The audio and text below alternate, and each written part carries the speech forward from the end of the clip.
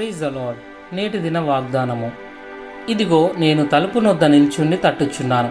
ఎవడైనను నా స్వరం విని తలుపు తీసిన ఎడల నేను అతని వద్దకు వచ్చి అతనితో నేనును నాతో కూడా అతడును భోజనం చేయుదుము. ప్రకటన గ్రంథము 3వ అధ్యాయము 20వ వచనము.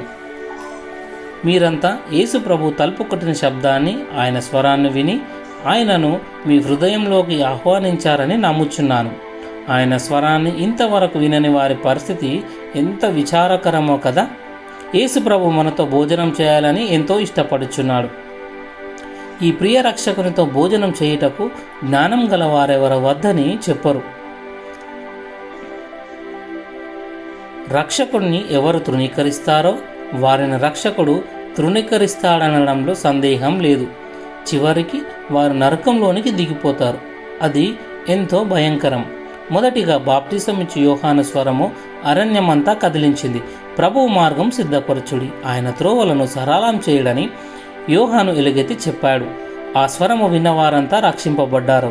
యోహాను చెరసాలలో పెట్టబడిన తర్వాత మారు మనసు పొంది సువార్త నమ్ముడని శక్తివంతమైన యేసు ప్రభుని స్వరం వినబడింది.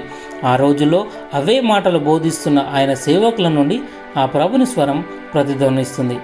ఇంతకు ముందు కంటే ఇప్పుడు ఆ సమయం ఎంతో సంకుచితంగా ఉంది. కాబట్టి ఇప్పుడు ప్రతి ఒక్కరు సువార్తను నమ్మి మారు మనస్సు పొందాలని బ్రతిమలాడుచున్నారు. ప్రార్థన. నా ప్రభువైన యేసు, ఎన్నోసార్లు మార్త వలె ప్రవర్తించి ఉత్తమమైన దానిని పోగొట్టుకున్నాను. నీ మధురమైన స్వరాన్ని విననందుకు నన్ను క్షమించు. ప్రభువా, ఇక నుండి నీ సన్నిధిలో ఎక్కువ సమయం గడిపి నీ స్వరాన్ని వినేందుకు తీర్మానించుకున్నాను.